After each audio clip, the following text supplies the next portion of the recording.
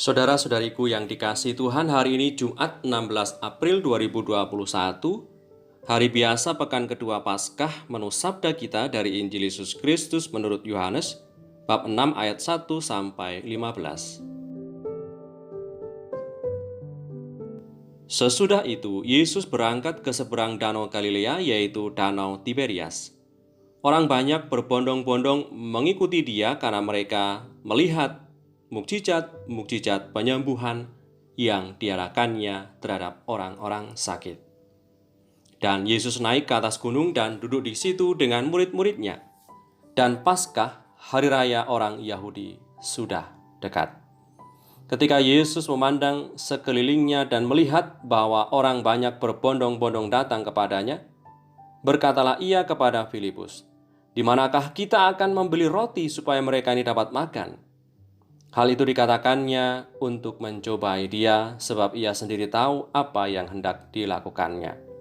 Jawab Filipus kepadanya, "Roti seharga 200 dinar tidak akan cukup untuk mereka ini, sekalipun masing-masing mendapat sepotong kecil saja."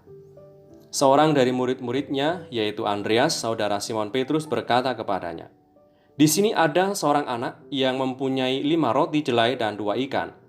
Tetapi apa artinya itu untuk orang sebanyak ini?" Kata Yesus, "Suruhlah orang-orang itu duduk."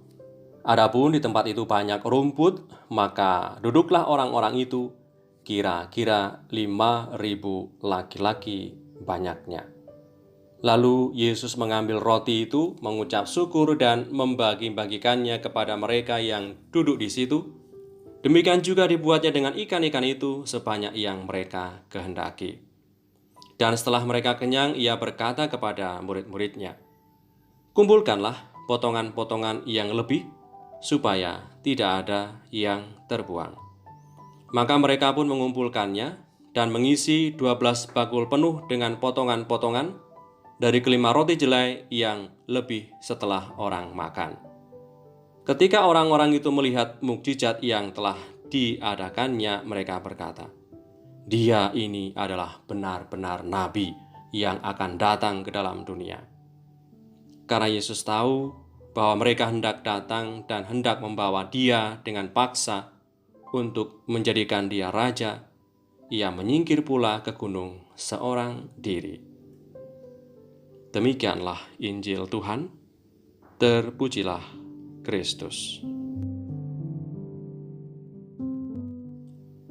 Saudara-saudariku yang terberkati, tiap akhir tahun liturgi gereja kita selalu merayakan Hari Raya Kristus Raja Semesta Alam. Kita sama-sama meyakini bahwa Yesus Tuhan adalah Raja Semesta Alam. Tidak hanya kita manusia yang hidup di alam semesta, tapi juga semua makhluk hidup yang ada di bumi ini.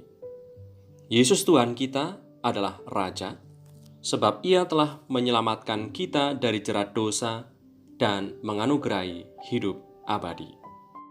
Lalu, kira-kira mengapa hari ini Yesus menolak keinginan orang banyak pada masa itu yang ingin menjadikan Dia Raja mereka?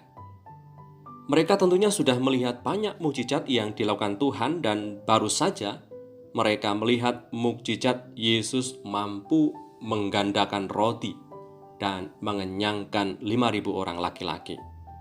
Mereka ingin menjadikan Yesus raja supaya dengan kuasanya yang hebat itu bisa untuk mengalahkan musuh, kuasa penjajah pada masa itu. Akan tetapi, Tuhan Yesus tetap konsisten dengan tujuan utamanya hadir di dunia. Tujuan Yesus Tuhan datang ke dunia untuk melayani, bukan dilayani, dan bahkan memberikan nyawanya sebagai tebusan bagi banyak orang. Saudari-saudaraku yang terberkati, sering kita ingin ini dan itu dari Tuhan. Jika apa yang kita inginkan tidak terkabul, lalu kita meragukan kuasanya. Mari kita jadikan Tuhan Yesus sungguh Tuhan dan Raja kita. Cukuplah kita memberikan diri kita seutuhnya kepadanya dan membiarkan rencana dan kehendak-Nya terjadi atas hidup kita.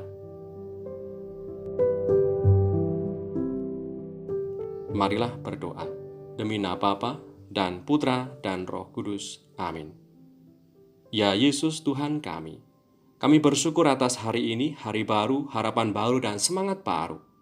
Semoga kami sungguh-sungguh mampu menerima Engkau menjadi Tuhan dan Raja kami, supaya rencana dan kehendak-Mu sajalah yang terjadi atas hidup kami, sekarang dan sepanjang hidup kami.